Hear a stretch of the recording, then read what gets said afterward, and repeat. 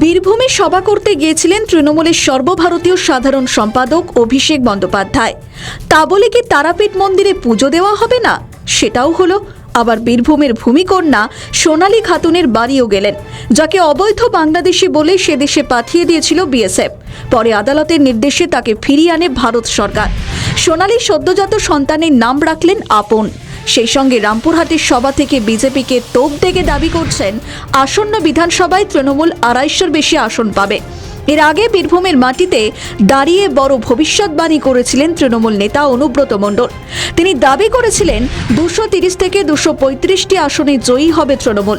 অর্থাৎ এসআইআর আবহে যখন বিজেপি আশা করছে তারা এবার সরকার গঠন করবে, সেখানে তৃণমূলের নেতারা স্বপ্ন দেখছেন ২৩০ থেকে ২৫০টির বেশি আসন পেয়ে চতুর্থবারের জন্য ক্ষমতায় আসবে তৃণমূল। এখন দেখার কার স্বপ্ন পূরণ হয়। দক্ষিণ চব্বিশ পরগনার বেহালা থেকে হেলিকপ্টারে করে বীরভূমের রামপুরহাট যাওয়ার কথা ছিল অভিষেক বন্দ্যোপাধ্যায়, কিন্তু নির্দিষ্ট সময় পেরিয়ে যাওয়ার পরেও তার হেলিকপ্টার ওড়েনি। তৃণমূলের দাবি ছিল হেলিকপ্টার ওড়ার জন্য প্রয়োজনীয় অনুমতি পাননি ডায়মন্ড হারবারের সাংসদ অভিষেক, যদিও পরে তিনি হেলিকপ্টারেই রামপুরহাট পৌঁছন তিনি।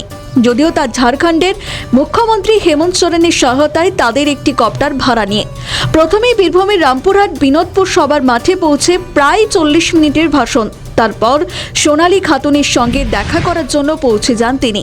কিছুক্ষণ সেখানে সময় কাটিয়ে সোজা তারাপীঠে তার মায়ের মন্দিরে যান অভিষেক। পুজো দেন মা তারার কাছে। তাকে খায়েও দিতে দেখা যায়।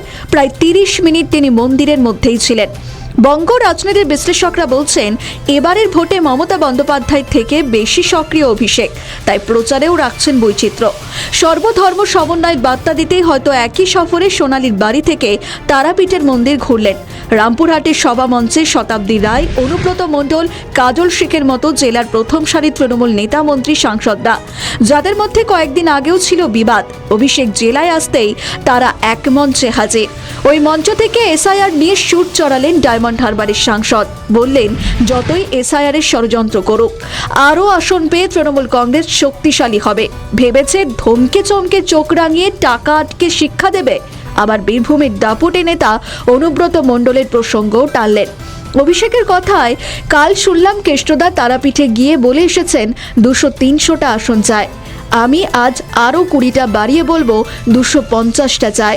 আর বীরভূমে বিজেপিকে শূন্য করার নির্দেশও দিয়ে এলেন গোষ্ঠীদ্বন্দ্বে জর্জরিত জেলা নেতাদের। এখন দেখার মা তারার আশীর্বাদ তৃণমূলের ওপর বর্ষায় কিনা। আমাদের ভিডিও ভালো লাগলে লাইক ও শেয়ার করুন। কমেন্ট সেকশনে আপনাদের মতামত জানান। আরও ভিডিও পেতে আমাদের চ্যানেলটিকে সাবস্ক্রাইব করুন এবং প্রতি মুহূর্তে খবরের আপডেট পেতে প্রেস করুন বেল আইকন।